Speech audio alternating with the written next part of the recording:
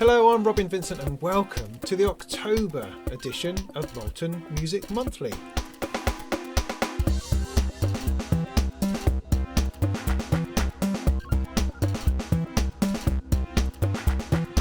It's been a hell of a busy couple of weeks, so I'm really sorry that this is late this month, but hopefully there's just time to enjoy what was left of October's music technology news, grooves and coolest products of the month. This month we discover a mini Prophet in Tokyo. Meanwhile, we get slapped by the real thing. Yes, the Prophet-5 is back. Roland pushes their Zen concepts further and further with Zenology Pro, Zen Beats 2 and more 606s than you could possibly poke a stick at. Softube release a legendary soft synth and then pull them all apart and stuff them into modular. The Behringer 2600 is upon us. Endorphines set off with a running order. Synthspace could be that killer VR modular. Cherry Audio nail that Juno sound with the DCO 106. Talking of Juno, Castor and Pollux is a beautiful modular sound source from Winterbloom. We discover all that Aphex Twin and Novation stuff was all about. Moog reissue the Werkstatt-01 Synth Kit. Modal try to redefine virtual analog with the Cobalt 8. The MP MIDI Controller wants to surround your plugins. The Modbap Per4mer puts the arcade into your modular. Cvilization starts to become comprehensible. Wavefront can now bring any Bluetooth MIDI controller straight into your Eurorack. Norand Mono is a remarkably featured monosynth. And I'll be talking about Synthbooth and what it was that I found there. But first, Computer Music Week. What's that? Well, a few weeks ago, maybe even a month ago, I had a modular DIY week. The idea being that I wanted to focus on a particular subject for an entire week and just go to town on it. Because, I don't know about you, but I'm terrible at scheduling. I can't find the time to do anything anywhere. Can't fit it in. Can't just, I'm just going for over here. I'm going to do this. I'm going to do this. I'm scattered all over the place. And so the DIY side of things was getting out of hand. And so I thought I would focus it in and get a whole chunk done at once. And it was pretty good. It was mostly successful. I achieved a lot of things. People seemed to like the live streams. So I figured, let's do it again. This time, let's focus on computer music. Because I am actually very much all about computer music. Now I know, this would suggest that I'm really a hardware person, but I'm a software person too, hardware and software. I like both these things. In fact, I've built the whole of Molten Music Technology on building computers. And I've built my YouTube channel on reviewing computer-based stuff and also reviewing the Surface Pro from Microsoft and what that can do for music. So I am very much all about that. I've just kind of neglected it recently.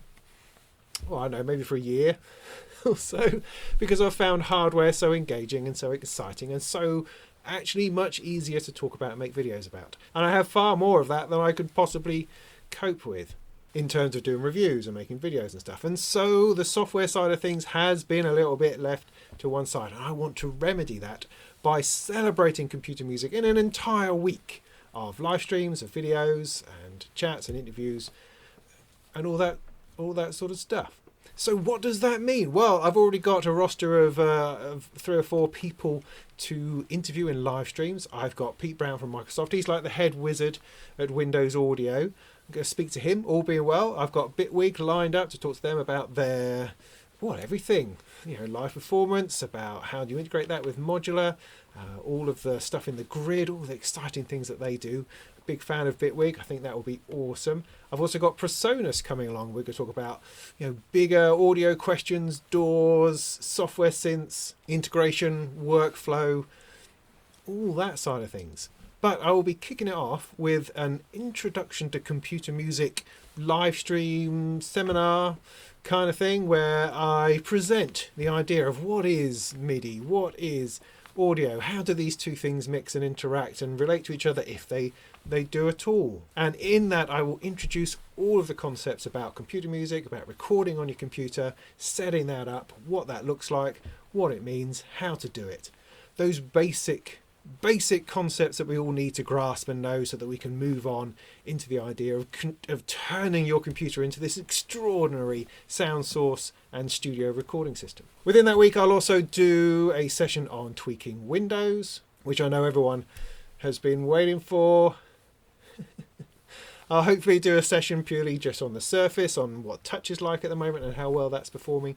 And I'd like to do something like putting together my favourite all-time plugins and virtual instruments. I haven't quite got it all together yet, but the plan is to have this for the last week of November. And once I have a better idea of exactly what I'm doing, I will stick up some adverts and some YouTube links and all that kind of stuff. So that's going to be quite exciting. I'm quite excited about that, and I'm very happy to immerse myself in software for a while to really get back some of that. And then, you know, I will endeavour as we continue forward into new years and new avenues of stuff that I will commit to keeping the computer music side of my output, of my content creation, in there amongst everything else. So I saw this tweet about the Piko Factory Prophet Mini, or Mini Prophet Mini I think it is, and I just went, is that real? And yeah, no, apparently it kind of is. Yeah, I had a conversation about it, and apparently, you know, it's a real proper thing. The images that we saw came from a maker fair in Tokyo, and it was just a mock-up of the case. It had no working insides. But what Piko Factory were presenting was the idea that they are building a mini-sized, what about this sort of size, Prophet-5 in a little box. Well, Prophet-4, apparently 4 voices. Don't know why it's 4, who knows. But anyway, they're doing that. They're testing it out. They're getting boards in. They're currently at the stage of prototyping. But it was quite exciting. Well, quite exciting until Sequential have just reissued the Prophet-5. It's just the most extraordinary thing. Don't quite know how to express myself. The Prophet-5 was absolutely the synthesizer I've always wanted. Always wanted a Prophet-5. An extraordinary synthesizer. I've seen one in shops once, never played one, not a real one. I've seen it, drooled about it. You know, all the bands and music that I listened to back in whenever it was in the 80s, they had them. It was a polyphonic. You got pads. You got real synth sounds going on, real controls. That was a synthesizer. It was the king of synthesizers, as far as I was concerned, until I got dragged off sort of down the digital route into DX stuff and sampling and all that kind of jazz. But it's always remained this legendary synth as far as I'm concerned. And so Dave Smith of Sequential has re-released it. It's a Rev 4, they're calling it, because they got up to Rev 3 back in 19... And so here we are. It's absolutely what it was supposed to be. It's the original. It's all the same design. It's all the same technology. It looks beautiful. It's an instrument. It's a gorgeous piece of work. And they've also released a Prophet 10. Now, the Prophet 10 back in the day was this weird double keyboard thing where they essentially took 2 Prophet 5s and put it together. They did try to release a Prophet 10 in the Prophet 5 shell originally, but it would overheat, and that was a bit of a problem. But they've solved that problem now, and so can now provide a 10-voice Prophet 5, the Prophet 10, in the same case as the Prophet 5. It looks gorgeous as well, and of course, why would you take the 5-voice one when you could have a 10-voice one? Well, maybe the price, because the price is the only thing. Because the Prophet 5 is, in dollars, $3,500. The Prophet 10 is like $4,299. I forget what it is in pounds, but you know, it's $3,000 or $4,000. Ouch. I mean, that's getting out into Moog 1 territory. That's serious synthesizer. I mean, it's more than, I don't know, $1,000 more expensive than most of the other sequential synthesizers. Each of those was awesome and gorgeous and evolutionary sort of siblings or descendants of the Prophet 5. And yet, here it comes, the real thing, the synth I've always wanted. And it's like £3,000 more than I can afford. Well, maybe I could start trading in some of this. Don't know. Anyway, but what an extraordinary time to be alive. Although they did have a bit of a snag. A bit of a snag that was pointed out by some users on the Gear Sluts forum, which which was a lovely place to be, which was that some of the top end seemed to be missing. You know, some of the really high sort of dog whistly noises seemed to be a bit flat, seemed to be, you know, just a little bit of a dull tone to it. And after a bit of wrangling, it turned out that, oops, they'd left a couple of capacitors in that they didn't really mean to. And Dave Smith, when he was testing out the first ones that came off the production line, didn't notice because his ears are shot. Well, like all our ears are shot. I mean, I never would have noticed a difference, to be honest, and neither did he. But sadly, some young scamps who still have high hearing got one, noticed, kicked up a bit of a fuss, and after a couple of denials, they went, oh no, he's dead right. I mean, flipping heck. If you've just put down 3-4 grand on a posh new synthesizer, you kind of want it to be right, don't you? So that's a bit of a thing. But to his credit, Dave said, oh, well, that's my fault. I'm really sorry. And we will change. I mean, you've only got to desolder 2 capacitors, although unfortunately these are surface mount capacitors, which is a bit of a pig. But they will change the boards, the cards, the entire unit if necessary in order to make it right. And it only affects about the first 200 Prophet-5s and Prophet-10s. So, you know, that takes the shine off it just a little bit, but still, flipping heck. Prophet-5. I could go to a shop and buy a sequential Prophet-5 right now. I could. That's just amazing. That blows my mind until, of course, the Behringer one comes along. Talking of Behringer, I suppose we should, as we do, 2600. Their ARP 2600 is upon us. It is kind of shipping almost. It's certainly available for pre-order, and it costs $599. $599. That's like £4,000 cheaper than the Korg one. It's just crazy. It is just crazy. There's no real way to articulate how that happens. What's going on with that? Because they can't be so different, can they? I mean, obviously, we know that Behringer have reduced build times and development, and all of those cost-cutting exercises have brought down this magic production line of being able to produce these synthesizers incredibly cheaply. But it just seems such a vast gap between the Korg ARP 2600 and the Behringer 2600. What does it mean? I mean, it really throws up ideas of what an instrument is. Is that important?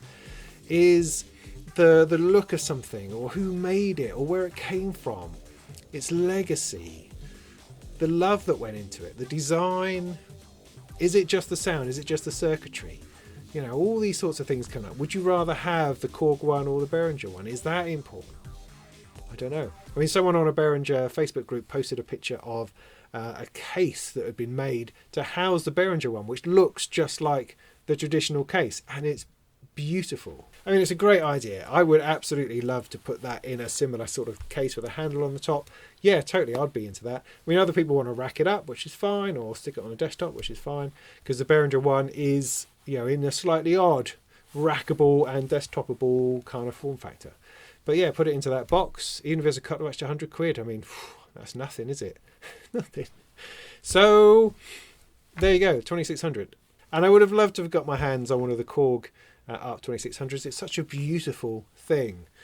So when the 2600 Behringer came along, it's like, well, you know, this is an opportunity to get my hands on the sound and workflow of that synthesizer, which seems so interesting and so mystical and so cerebral and creative and all those sorts of things. You know, can that be captured and recreated in a Behringer 2600? Will I ultimately always be wanting something else? I don't know. But I've ordered one. Toman says it will be here in February, which seems a bit longer than I thought. But hey, if I get it, I'll give it a proper reviewing from someone who's never actually played the ARP one. So that will be a bit different to most people. It will just be based on what it sounds like. And is it as good as the Pocket Operator Modular 400? That's the question. Now, Softube has released a really, deep dive into a kind of a mini Moog type synth. They're calling it the Modal 72. It looks amazing, beautifully rendered. The interface just completely gorgeous, and the sound to match. I mean, it's like we must have hundreds and hundreds of mini Moog type VST instruments by now, but this one just looks like the mutt's nuts. It's the bee's knees. It looks amazing, sounds fantastic. They've done a really super job on putting this whole thing together. Nice. Really can't quite get across exactly how nice this looks, and so also sounds, because looks and sounds, for me at least, tend to go together, and that is, they've just nailed it, I think, with the Model 72. But what was interesting about it, other than it being an awesome Mini Moog type synthesizer, is that you could break it apart and you could use the various modules in Softube Modular, and also in Amp Room, I believe it is. You could use the amplifier and effects bits in other things. So while being a complete synthesizer, it also gave you the opportunity to use perhaps the filter, to use perhaps the oscillator, to use the effects with different things in different places. And that's like, oh, that's really interesting, because up until now, Softube Modular, which is their software modular environment, has been heavily based on actual modules, very much licensed. They've got Mutable Instruments, they've got Doepfer, they've got Korg and other bits and pieces that I can't really remember, but it was all based on real stuff, and so it gave a very authentic modular experience. But now you can start plugging in these Model 72 bits, and they didn't stop there. They also took their last 3 synths, I think it is, which is monomant bass, statement lead and parallels, and they've pulled those apart as well and stuffed them into Softube Modular. Very, very interesting. So you can now use the lead oscillator or the bass oscillator or some of those strange synthesizer samples from Parallels, jam that in, use the modulation section, stick that in and wire that in with clouds and the core Gasmatron and all sorts of other weirdness. It really takes Softube Modular in a completely different, potentially different direction. I'm going to have another look at that. In fact, that might be part of my computer music week, is to do a nice deep dive into Softube Modular again. It's probably worthwhile, I think. Yeah, might do a bit of that. But it's a very, very interesting development and probably shows us where Softube are going to be going or taking their modular environment into the future. Now, Endorphins have a new module out called Running Order, which is a 2-track trigger sequencer. Now, I saw this at the Modular Day that Piko put on at the beginning of the month, which is fascinating. I was there for like 5 or 6 hours, I think it was, live streaming with them, and there were multiple performances from all sorts of fantastic people, and one of the manufacturers I had on was Endorphins, and they were able to talk to me about this, and I also was able to ask questions about the Queen of Pentacles, which I have over here, which is an awesome thing I'm going to do a review of sometime soon. But the main new thing they had was a thing called Running Order, which is quite a small, compact little module that runs 2 tracks of triggers out of itself. It's like super quick to use. You've got step, step, rest, steps, rest, rest, step, step, rest, boom, off you go, and off it goes. It's got interesting repeats and ratchet modes going on, tuplet modes and all sorts of busy rigamy-ragamies to churn and mangle it around in really interesting ways. It's got Euclidean rhythms inside, you've got polyrhythmic stuff and polymetric stuff going on. I mean, it's just a 2-track trigger sequencer, and yet it just seems to be pulsing full of ways of inflicting change and differences and weirdness on each other. It's very, very interesting, highly enjoyable thing to watch happen, and could absolutely run your drum rack, particularly if you had a couple of them, 6 maybe, or at least 2 side by side. I think will probably be the optimum number. We've seen a few virtual reality modular type setups knocking around. Different ones coming in, one that's heavily focused on Ableton, one that was like a small rig that you could play with. And then we've had Synthspace VR, which started off as a kind of a bit of a nondescript rack. Go, okay. And then suddenly it's turned into this fantastic looking, complete modular experience within your virtual reality world. I mean, the demo video makes it look like it could actually be better than the real thing. Easily. It looks perfect. Everything is there, you know, in as much as that you have a box and you can take a module out of a box and put it into something and then wire it up. I mean, do you need in the virtual world to mimic the real world in quite such a way? I don't know, but it looked flipping awesome. While at the same time it had to bring up big displays of waveforms and stuff going on over here and sequences, and you know, it kind of combines the idea of having a physical virtual space which is also a completely different virtual space, combining realities that are familiar so that the interface is okay, along with all the advantages that software and virtual worlds gives you. Fascinating stuff. Fascinating. Can't tell you a whole lot more about it because I don't have any VR equipment, sadly. If somebody wants to send me some VR stuff, I'll quite happily review all these sorts of things. But otherwise, Synthspace is currently available on beta and should be released in December. And it's going to be really interesting to see how that develops, whether people like it, whether it gets, embraced by someone, and whether music ultimately gets made. Now, Cherry Audio are the people behind Voltage Modular, and on their last update they were showing that they had a synth voice called, I think, the DCO, which was essentially running like a Juno voice within their modular environment. And now it seems they've decided to release it as a standalone virtual instrument. Now, I kind of ignored it to start with because I just assumed it was this one that was supposed to be coming along for Voltage Modular, and I didn't in fact notice at all that it was a separate virtual instrument, but it is. In fact, it's essentially a Juno 106 in software. It looks totally awesome and apparently nails the sound as well. It also happens to have a whole stack of presets. It is MPE compatible and 16 voices, so quite an immense thing.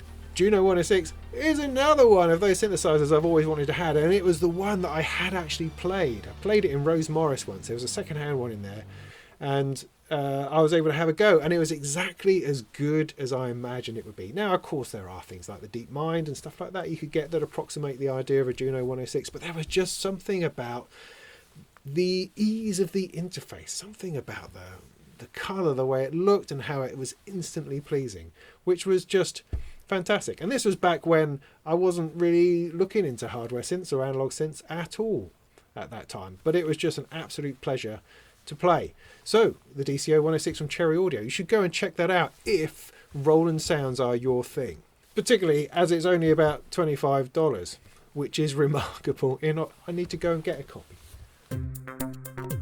Right, this week has been kind of a battle of three synthesizers. Well, at least for me, a battle to sort out three synthesizers, two of which are launched today, the day that I'm filming this, and the other one which I got a bit annoyed about, and so they've kind of forced it on me. Does this make any sense? No. All right, well, let me start with this one then. This is the Aphex Station. Yeah, no, it's not a Base Station 2. It's the Aphex Station. Now, this has got a bit of a story. I'll talk about it. Why not? That's kind of fun, isn't it? In that Novation have been teasing this synthesizer for quite some time. Always associated with Aphex Twin. There's always been this logo knocking around. It's appeared on record shop windows, big billboards, all over social media. Aphex Twin and some weird distorted thing, something new, something exciting coming along. It's like, oh, a new synthesizer. Could be because they did that thing with Aphex Twin last year where they sort of rejigged the internals of the Base Station 2, gave it a new firmware, and you could suddenly do interesting things by having different patches on each key. See, they did something awesome. That was great. What a great thing to do. And it was a free update to anyone who's got a Base Station 2. Awesome. So, if they were able to do that last year, then what could they possibly be doing? What could they possibly be doing this year?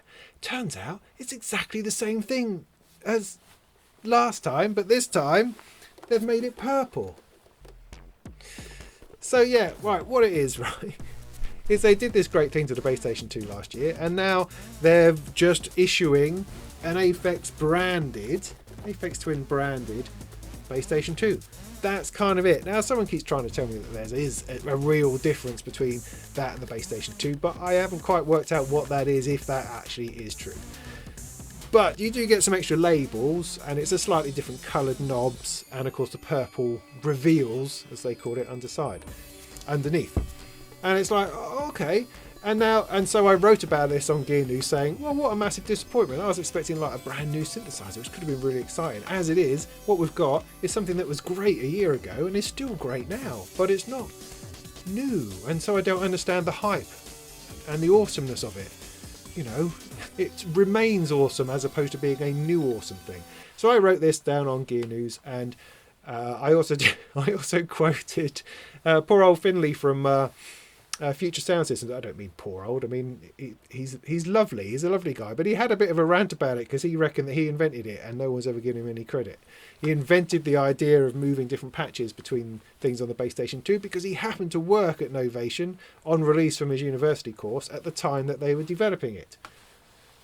Complicated? Yeah, anyway, so I quoted that and Novation got a bit annoyed about that because of legal reasons and it all got a bit messy. And I'm sorry, really sorry, Finley, to mess that all up for you. But hey, you know, whatever. You post stuff on the internet, it's kind of what happens. But anyway, so Novation got in touch with me and said, look, this thing is awesome. I went, yeah, no, I'm sure it is. No, it's really, really awesome. In fact, it's so awesome, we're going to send you one to review. Oh, right, thanks. So they did. So I have one. I haven't turned it on yet. I'm going to, probably this Sunday, in our live stream. But as far as I can see, it's exactly the same as my Base Station 2, which is awesome. Because the important thing to remember here is that all of this is awesome. I'm not saying that the Aphex Twin AFX station is not awesome. It is. It's just that the hype made me believe there was a new synthesizer. That is where my disappointment lies. I'm not disappointed by the product. I'm disappointed it wasn't a different product, you know. And that's all that was to it. But anyway, so I'm going to do a review of it, which is great. I'll do some videos, stick it on review on Gear News, that kind of thing. It'll be great. So we'll give that a go on Sunday night. Come and join me for a live stream, and that's what we'll do. The second synthesizer is this one, the Werkstatt. Maybe it was supposed to be pronounced Werkstatt-01. I don't know. The Werkstatt-01 from Moog. See, lovely Moog people sent this to me to say, yeah, would I like to build this awesome DIY synth and then make a video about it and tell people about it? Because what we're going to do is we're going to reissue it. Because it ran out a little while ago, a few years ago. It's been out since about 2014. And they decided to reissue it. They thought that might be nice in limited numbers, just to do like one more hurrah with it. And so here we are. The new version, it's not a new version, it's the same version, but they have fixed something on the inside, and it also now comes including the CV expander, which goes over the top of the patch wire bay it used to have, which gives you CV ins and outs, which is really, really nice. And I've had a play, I've made a video, go and check that out online, because this is surprisingly good. Surprisingly good. Quite like, wow, that's really, really, really good. It's only 200 quid, and it's a synth kit. No, it's not a synth kit. What happens, right? It comes in a nice box, and you go, oh, look, a PCB. You pull that out, pull the box out, and you go, oh, right, okay, so how do we build this? Oh, I put the PCB in the box, right? Then I screw it down, and that's it. Great, awesome. That's a whole afternoon. No, it's not. It's 5 minutes of putting two things together. I mean, originally the Werkstatt was a synthesizer for the Moog Fest engineers VIP thing, where you sat down with Moog engineers and built a synthesizer. In 2014, it was the Werkstatt, and you had to solder the whole thing together, the whole board. And that's not the case now. But the idea behind it is that it was something to teach electronics and to teach synthesis with. And you can see that this is exactly where the Mother 32 came from, and everything since, because Moog had never released anything as cheap or fruity as this previously. And I think the popularity of it really said to them, you need to be making more affordable instruments. So we have the Mother 32, the D-Fan, the Subharmonicon, things like that. Awesome things like that come directly from the Werkstatt. But you can have the Werkstatt now. You can have it now. It's 200 quid with the expander. You can build it in 5 minutes and then get playing with it. It's a great little synth.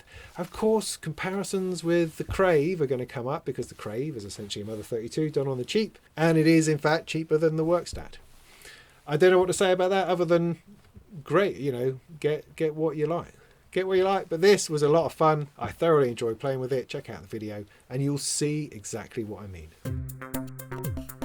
And the third synth is, oh, unfortunately I don't have this one. This is the Modal Electronics Cobalt 8. Now, Modal did get in touch with me last week and said, would I like one? I went, yeah, okay, sure.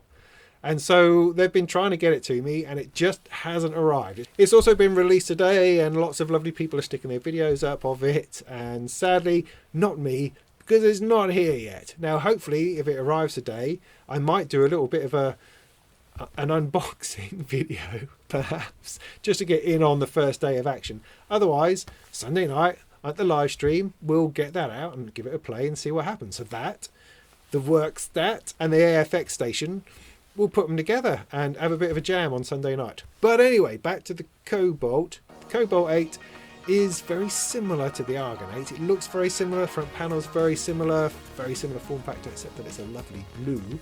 But this one is virtual analog as opposed to wavetable. Argon 8 wavetable, Cobalt 8 virtual analog. Is that the same thing? Not exactly. Not exactly entirely. Has very much a different filter in there, and we're talking about, you know, emulations of analog waveforms. That's what it's all about. So it should be warmer, fatter, less glassy, whereas the wavetable could be harsher, you know, more tonally harmonic with a digital flavour, whereas this hopefully should have a bit more of an analog flavour. But we will see. It's got 64 oscillators in there, it's 8 voices, got a nice fat sequencer built in, and it has a brand new filter that's not in the Argon 8. Apparently it gives you 2 layers of sound that you can modify and mess around with separately, but all the details are literally just emerging, so I don't have my head around it all yet, but I will have a really good go of it. I think it looks great, and I imagine they're going to release a bigger one and a desktop one like they did with the Argon 8. But ultimately, it's you know, quite a compact but big sounding 8-voice polyphonic synthesizer, and it only costs about $579, which is remarkably priced for this sort of thing. So there you are. Let me try to bring all 3 of those synthesizers together for Sunday night for the live stream. This is an interesting little one. It's a module called Castor and Pollux, which are sort of twin stars, I think, from Greek or Roman mythology, or a bit of both. And I'm not sure that the name is important, but the module itself is based upon the digitally controlled oscillators inside the Juno 106. Again, here we are back at that fabulous thing. It's a dual oscillator. You see the twins, Castor and Pollux. Although apparently in the mythology they are twins with different fathers, which is interesting. I don't quite sure how that relates to oscillators, but who knows. But you have 2 oscillators, 2 of them, being modulated by internal LFOs and producing this very Juno-esque sound, at least so we think. The module has a mixer and a crossfader, and there's a total of 9 outputs, so it's an awful lot of sound being generated by this thing. It's made by Winterbloom, who I've not come across before, but the other thing they've got is a nice big button that makes kind of a squawky sound. I don't know. But this module is looking really good. The MP MIDI Controller. Now this is one of those products which is really spacey, and I can't quite decide whether this is the most awesome thing I've ever seen or if it's a complete waste of time.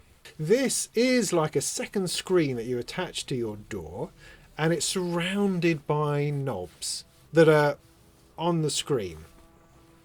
Got it with me so far?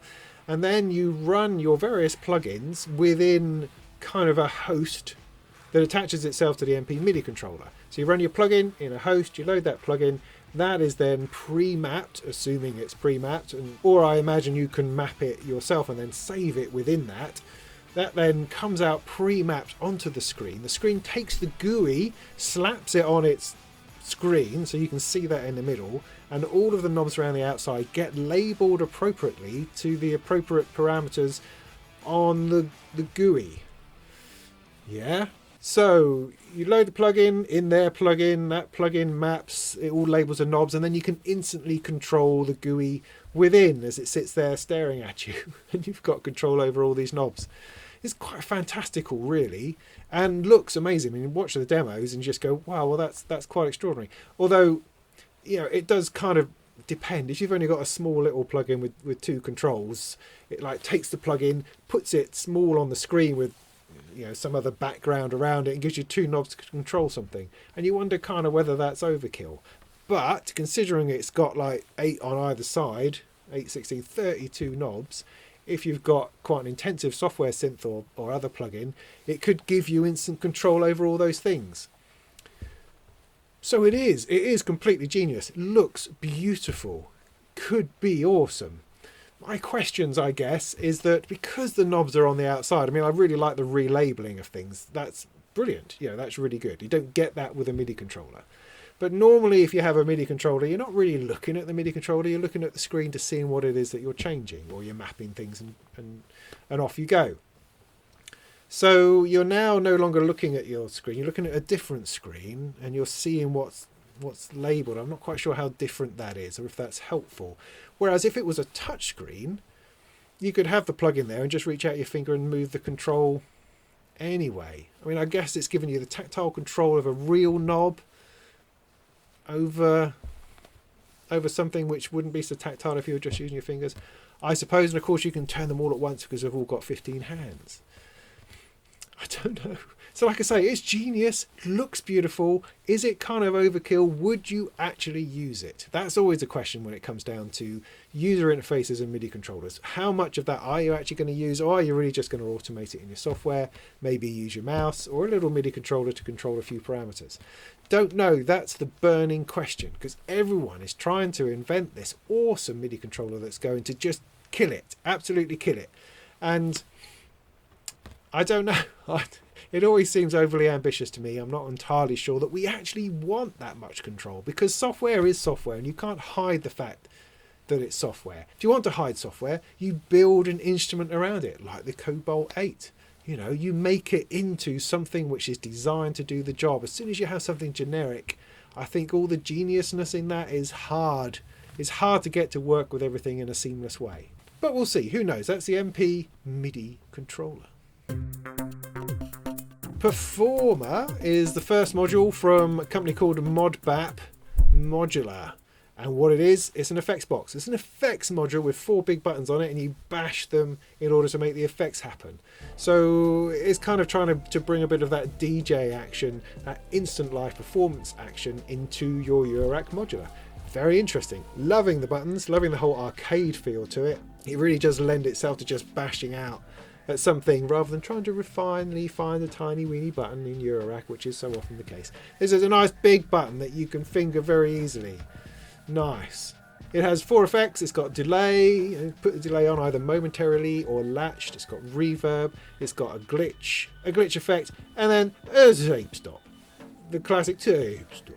The tape stop. We always like a good tape stop so much we want to dedicate an entire button to it. Otherwise, reverbs, glitches, that sort of thing, all going on. Yeah, great. A lot of fun, I think. It also has a sort of coloration engine that lets you reduce the bit depth down to making it very lo-fi and crunchy. And if you don't want to use your fingers, it has gate inputs for triggering as well. Stereo in, stereo out. Nice. Now the UHE Cvilization, I think I've spoken about it before, and I really wanted to be able to really open it up. You know, to say that I've grasped it. I know what it is that it does. Here's what it does. And I still don't know. I've written, you know, a couple of articles about it now, and I still don't really know what it does. But I do know that it's beautiful, that it's fun, that it's colourful. There's a lot of stuff going on. There seems to be a lot of quantization possibilities and inbuilt bits and pieces that affect the outcome. And what's the outcome? Well, the outcome is governed by these knobs. It has the ability to be a matrix mixer, a sequential switch, a quad Moog recorder.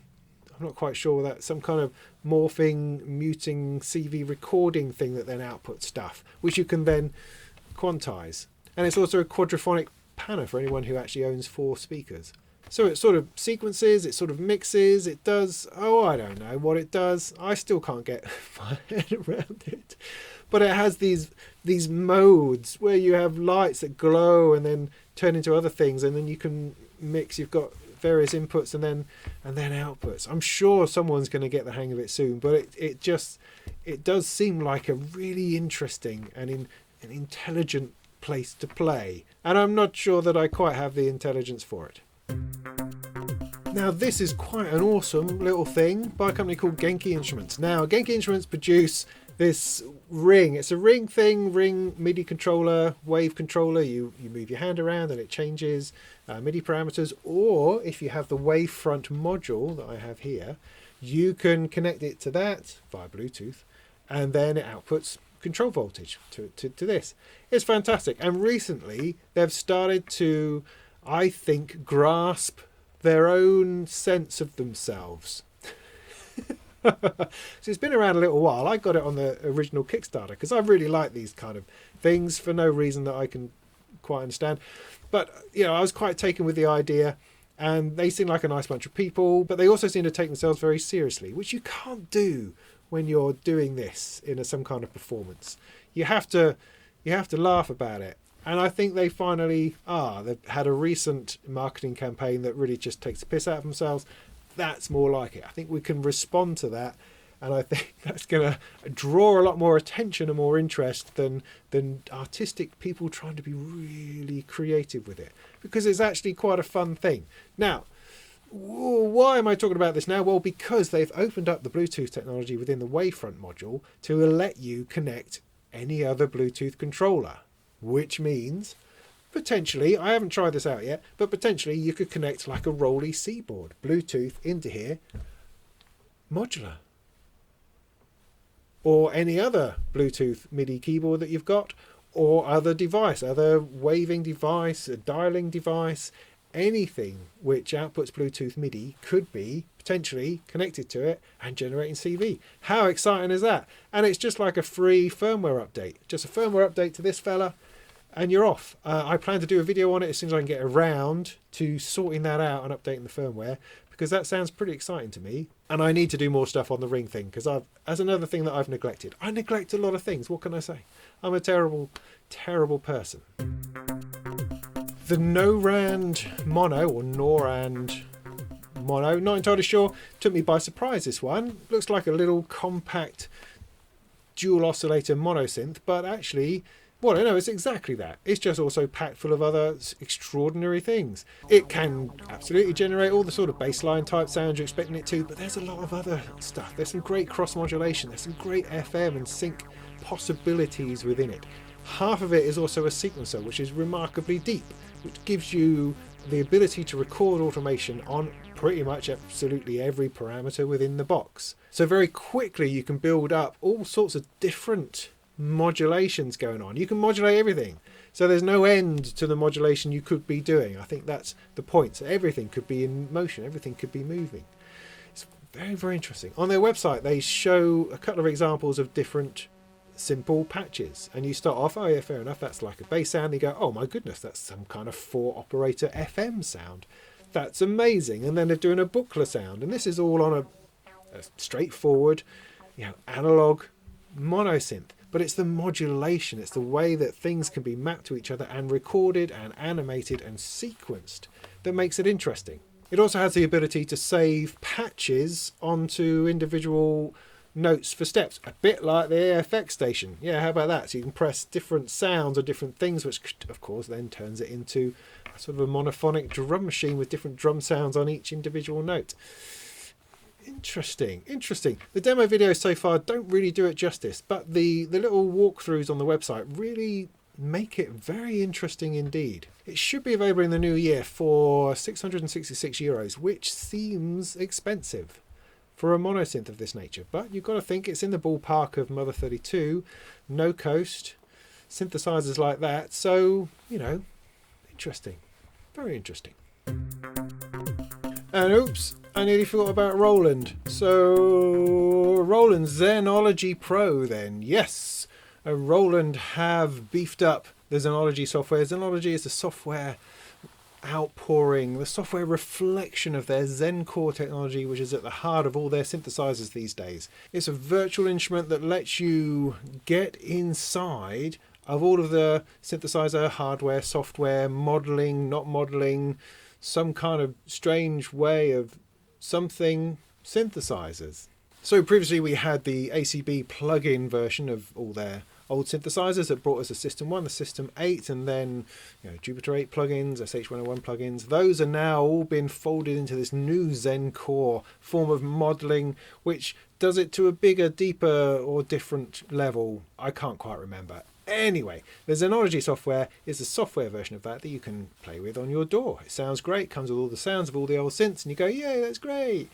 But now they've upgraded it to this Pro version, which unlocks all of the parameters, all of them. So you can now run the Jupiter 8 version and have lists of all of the parameters that you could possibly ever wish to edit, all there on screen in a nicely modern but disappointingly inauthentic interface.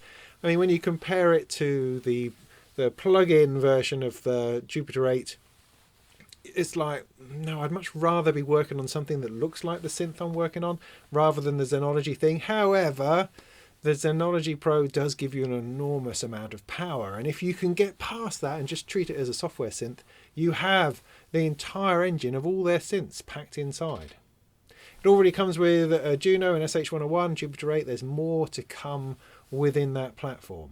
While they're at it, they've also released Zen Beats version 2. Zen Beats, as you probably know, was originally Stage Light that Roland bought into last year and have been slowly branding it and making it more Roland-like. This is their first real next version since they've had their fingers in it. And to be honest, I haven't noticed any difference particularly, but I haven't looked at it in any depth either. But that is something that I want to do and hope to do soon.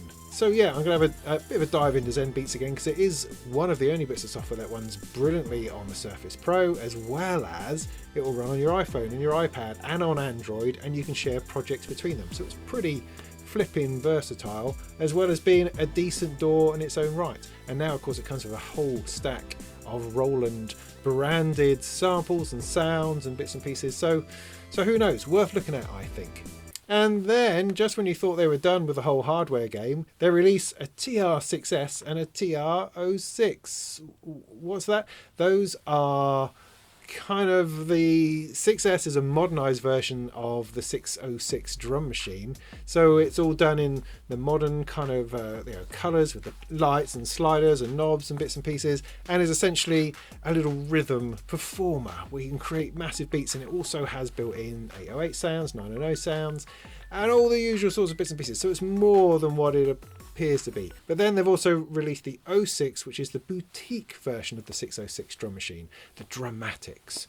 And that is, that small form factor that actually lends itself quite well, because the 606 was quite a small machine, and so a boutique version is good. That goes alongside their 08 and their 09 and all that kind of thing. It's software driven inside, but gives you that familiar Roland hardware interface.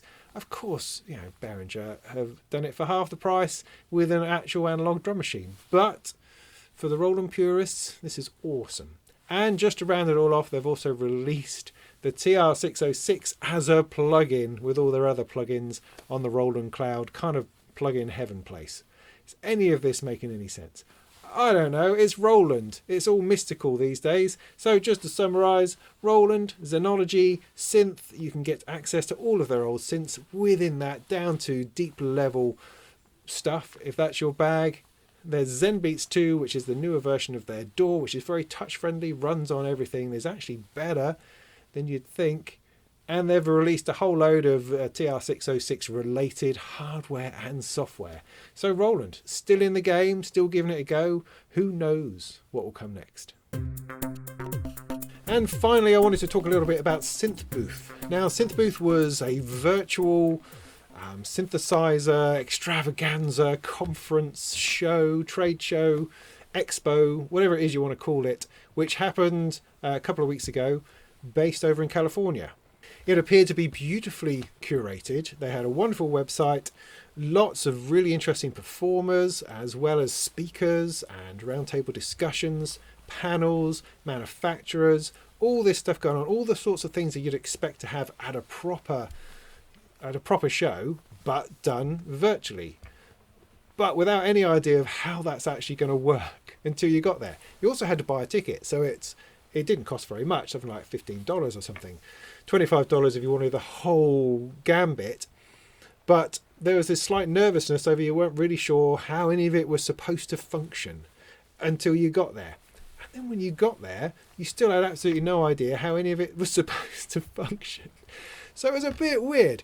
Apparently the format was based on some big conference style software, like you have a wedding show or a car show.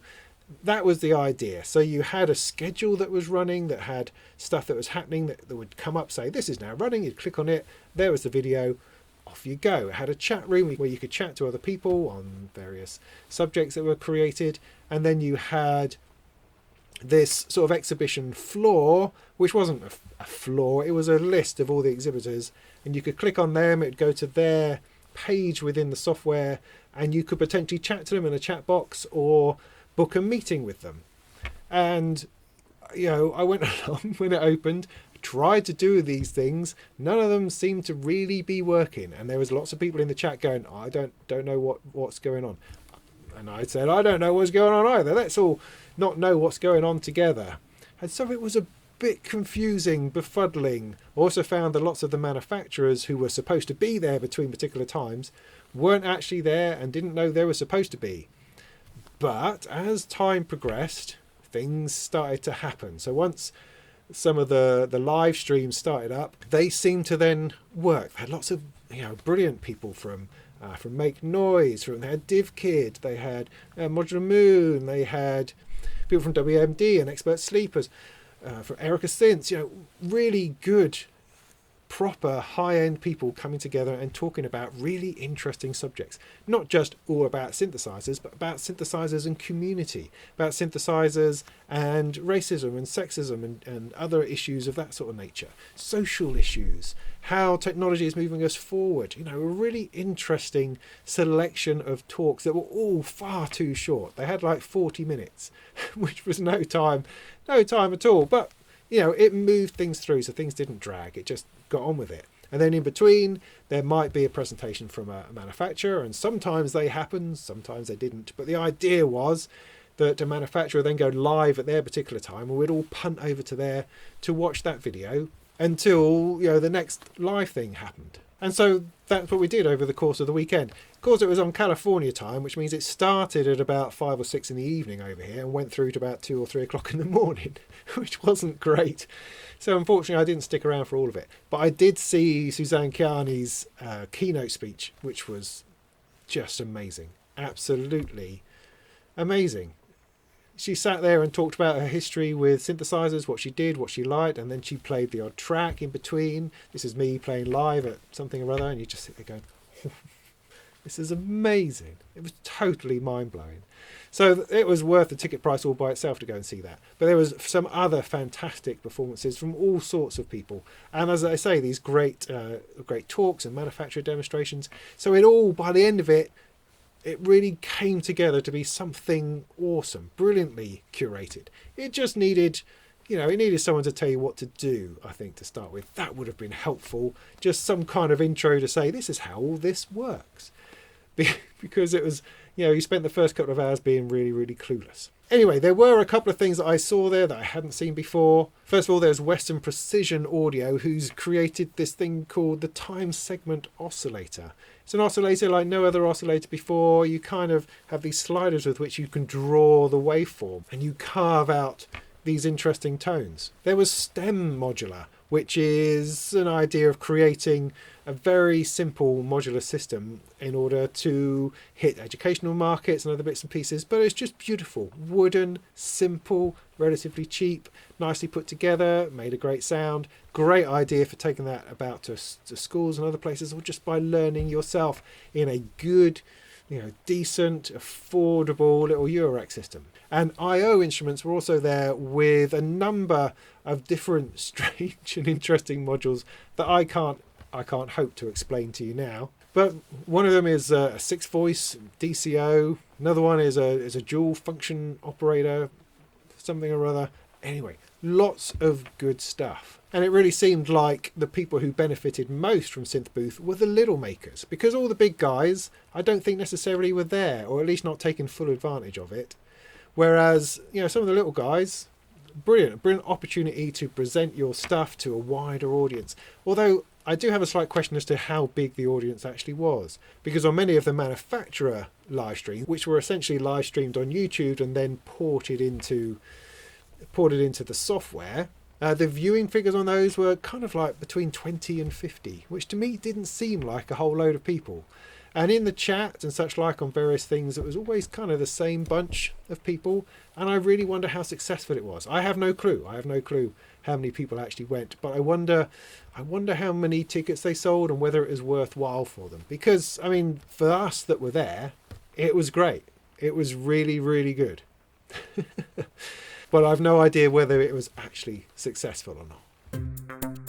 So there you go, that was that. That's enough, that's plenty, I think. I feel like been talking myself ragged. So let's do some more talking in that case. So this Sunday, the Sunday coming up after this, which is the 1st of November, I believe, let's get together, 8 o'clock Sunday night, and I'll talk about the Werkstatt, I'll talk about the AFX station and the Cobalt 8, all being well, assuming I have one by then. That would be great. We'll bring those things together, we'll talk about that, talk about a few other things, we'll talk about the Computer Music Week and what I plan to do with that. And generally have a chinwag, have a beer, get together and see what's going on. Other than that, well, I'll let you know that I have the sample slicer back and working, so I hope to finish off a video on that. I'm in the middle of making a video on the Frequency Central product, but I've kind of got stuck troubleshooting and I haven't had time to go back and sort that out, but that's also coming along. And I should also do a shout out for SoundMit, which is an Italian virtual synthesizer expo happening on the 14th and 15th of November. I will be there. I've already made a video for them that will be shown over that weekend about the Almira drone synthesizer. But I'll also be doing an interview with Roger Lynn and who knows, participating in other bits and pieces. But it should be a fun weekend. But I hope that's enough for you. And in the meantime, go and make some tunes.